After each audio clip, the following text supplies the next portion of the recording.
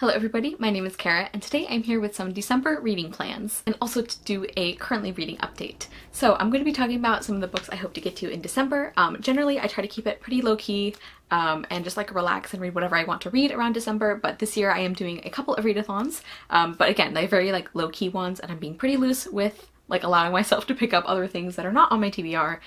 So hopefully it'll still be a relaxing and enjoyable month of reading. I'm actually one of the hosts for the Hemisphere Christmas games, which is like based on the Northern and Southern Hemisphere and kind of a friendly competition between the two of them. And like, because we experience Christmas very differently, I will link the information down below as well as my announcement video and my co-hosts and everything. And I'm doing, even though I'm one of the hosts for the readathon, I'm doing the non-competitive version. So if you don't want to compete and like enter your points, if you just want to be like low-key about it like I am, you can definitely do that. The Hemisphere Christmas games are happening from December 5th through 13th, and I'm also going to talk about the books I hope to read for A Very Merry Readathon, which is happening from December 13th through 19th. And that is created and hosted by Hannah from Tiny Book Dragon. Again, information linked down below.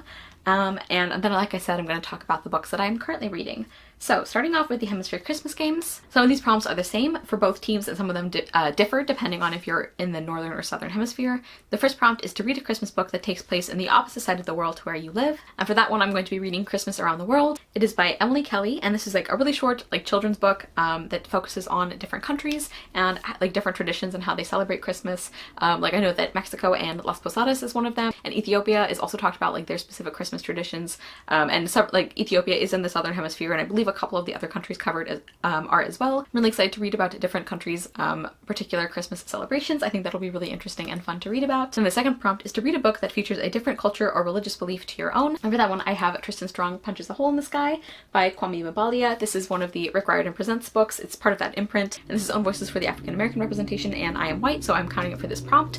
And I'm really excited to read this. I have been wanting to read this for a while, so I was really happy when my brother actually picked this for me to read. I asked him like which of the Rick Riordan Presents books he would want me to read next, and he picked this one, so I'm really looking forward to getting to this. And I believe this deals a lot with African American folklore and like folk heroes like John Henry and Brer Rabbit. And we definitely don't see a lot of that in fiction, and I'm very much looking forward to this book. And then going into the hemisphere specific prompts, I'm in the Northern Hemisphere, and the third prompt for us is to read a cozy book, and for that one I have a picture book, and that is The Christmas Miracle of Jonathan Toomey by Susan Wojciechowski, illustrated by PJ Lynch. This was not actually one that we read as kids, although apparently like a lot of kids did grow up reading this. And my friend Katie from Received Homes, she mentioned this, I think last year, like during one of her wrap-ups, like at the end of the year. And it just sounded like really lovely and heartwarming and sweet when she talked about it. And so I've been thinking about that recommendation all year. So like a couple months ago, I bought this in preparation for Christmas. So I'm really looking forward to this. And I have heard that it's very like cozy and heartwarming and everything. The fourth prompt is to read a book with a dark cover. And actually, I'm realizing I could double up on another book with this, and this one is not exactly a dark cover, so maybe this doesn't count. But I have The Sherwood Ring by Elizabeth Mary Pope. So this is a historical fiction book with a little bit of a supernatural element. Our main character is Peggy Graham, and she gets sent to live at her family's ancestral estate with her uncle, who is very eccentric. She ends up meeting a handsome British scholar, and just like blatantly reading off the back here. And then she also starts seeing ghosts from her colonial ancestors, I think. And it says that, let's see, it says history has never been so exciting, especially because the ghosts are leading Peggy to a romance of her own. So initially I think I was under the impression that this was going to be like a ghost boyfriend trope, but I think it's actually the ghosts getting Peggy set up with another like living human. This sounds like it's going to be really interesting and atmospheric, and I don't know, I just feel like I'll really like this one. I have a good feeling about it, and this is like kind of a dark cover-ish, I think. But I could also use this next book, which I'm using for the prompt of read a mysterious or dark book, and that is Charlie Bone and the Time Twister by Jenny Nimmo. This would be a reread.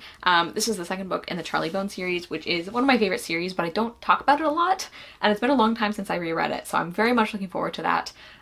It does involve a magical school, which is like a really like dark place, like you don't actually want to go there, but our main character is Charlie Bone, and he, like after the first book, he has kind of this group of friends who they all are kind of like working together to kind of keep the balance between the light magic and the dark magic, although they're not called magic, it's called endowments. I'm doing a terrible job of summarizing this, but I will talk more about it in my wrap-up, obviously. And this is the second book because I actually listened to the first one on audio like a few years ago. It's probably been a while now, but I know the events of the first book really well, so even though it's been a few years since I like listened to that audiobook, I am still just gonna jump right into book two. And it's funny because I don't actually remember this being one of my favorites in the series. but I'm curious to see how I feel about it now. And I just like really enjoy the series overall, so even the books I don't enjoy as much are still, I think, really good. So yeah, using this for the dark cover prompt. Prompt number 6 is to read a book that takes place predominantly indoors. And I haven't actually picked a book for that yet. I feel like I could have a lot of options for that one, and I'm going to leave open some space to mood read, so I haven't picked a book for that one yet. And then the 7th and final prompt is to pick a warm Christmas snack to enjoy while reading one of your books. And I haven't picked that yet. I haven't decided on a book or a snack for that, but I might have cocoa, I might have like roasted pecans, which are really, really good, that like you put cinnamon and cayenne pepper and you like bake them or like roast them in the oven, and they're so good. So I might do that for a snack as well.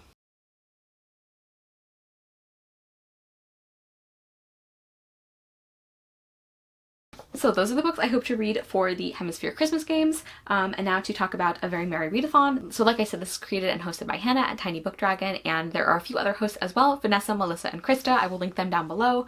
And this round is based on A Christmas Carol. I don't think they usually have a specific theme, but this one does, and I'm really excited about it. I'm hoping to actually read A Christmas Carol for the first time this year. We'll see if that happens.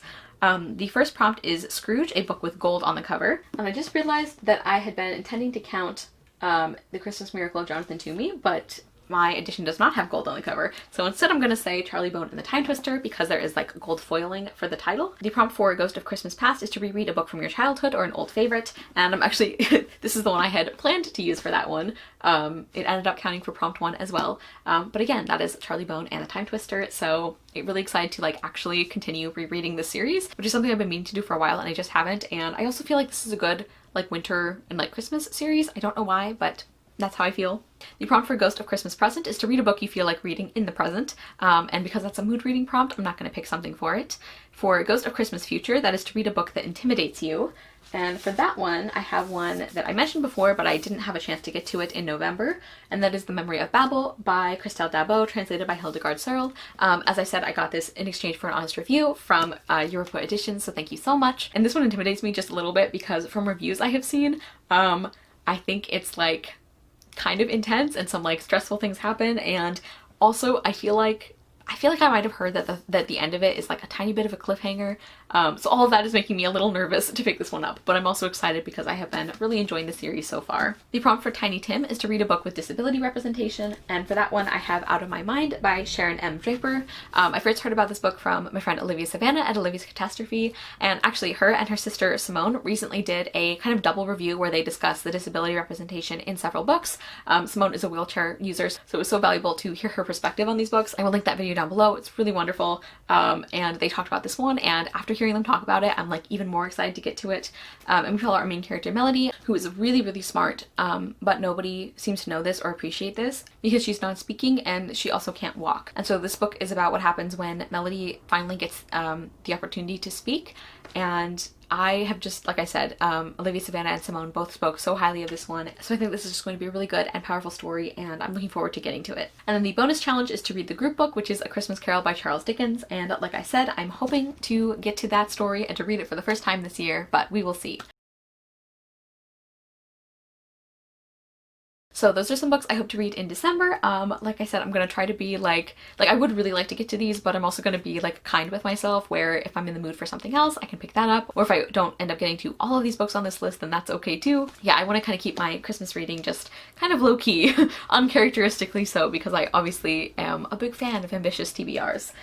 So now I'm just going to talk a little bit about the books I'm currently reading. I thought I'd do a little update. I enjoy doing those, and I'd like to do more of them. So I'm currently reading 4 books at the moment, and the first one is The Admiral's Penniless Bride by Carla Kelly. So Carla Kelly is a romance author who I heard about from Tatiana at Tatiana Night Owl, who I follow on Goodreads. I've mentioned her before, and she speaks very highly about her romances and the fact that like she writes really believable characters that are really well developed, and like they're not necessarily like the high society people. And so the premise of this one, our main character Sally, she is out of money, and then Admiral Charles Bright, he is trying to look for a wife very quickly to get his sisters off his back. He notices that Sally is in trouble and they end up talking together and hitting it off, and so essentially she ends up accepting his proposal as like a marriage of convenience kind of thing. I'm not super far in, I'm only like 60 pages in, but I'm really enjoying it so far. I really like the writing and the humor, and Sally and Charles as well. I like their characters, and the rest of the book is going to be about them, of course, falling in love after this like marriage of convenience.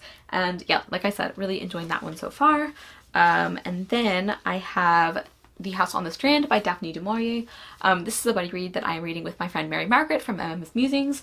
I am, let's see, 190 pages in, so I'm not quite 2/3. Unfortunately, Mary Margaret and I are not really enjoying this one. It's kind of like gone downhill because the beginning we were both kind of interested in it and liking it, and we're still really enjoying talking about the book, but the actual book itself we're getting pretty frustrated with, because the main character is pretty insufferable and nothing is really happening in this book. So our main character is named Richard, and he has a friend who's a scientist, and Richard ends up taking this, like, not potion, what's the word I'm looking for? I guess it's like essentially like a drug that he drinks, and that this drug has the capability to transport him back to the 14th century. The book takes place in Cornwall, by the way, and it's like, I don't even know what this book is about really, because like so little has happened in it. The premise was really interesting, and I was intrigued by the like historical fiction time travel thing, but yeah, so far not a lot happening, and Richard is just so unpleasant as a main character. Like he's so misogynistic and just like obnoxious, and yeah, so that's not been fun. But the actual like buddy reading experience of like complaining about this book together has been very much has been very enjoyable, so I'm still working on that one. And then the most recent book I think I've started is The Suffragette Scandal by Courtney Milan. I have never read a Courtney Milan book before, and I'm enjoying this one so far. I am only 2 chapters in, so I'm not far at all.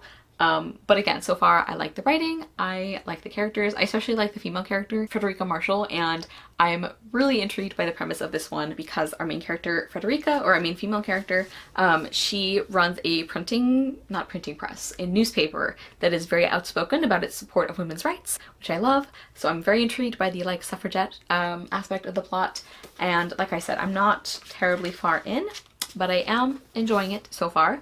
And then I'm also currently reading The Language of Fire, Joan of Arc Reimagined by Stephanie Hemphill. This is a novel in verse about Joan of Arc. How far am I in this one? I'm only 64 pages in, so not super far into this one either.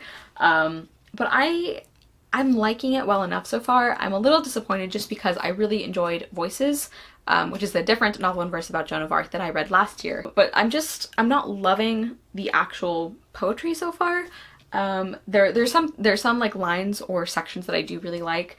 I'm a little confused about like the author's focus, I guess, of this book, and specifically some like characterization choices that she's making with Joan, like the kind of the backstory elements that she's trying to give, the way that she is kind of like exploring her personality. Like I understand that she's kind of trying to fill in some gaps because we obviously don't know a ton about her early life or about like her thoughts and wishes and everything outside of the like famous things that she did.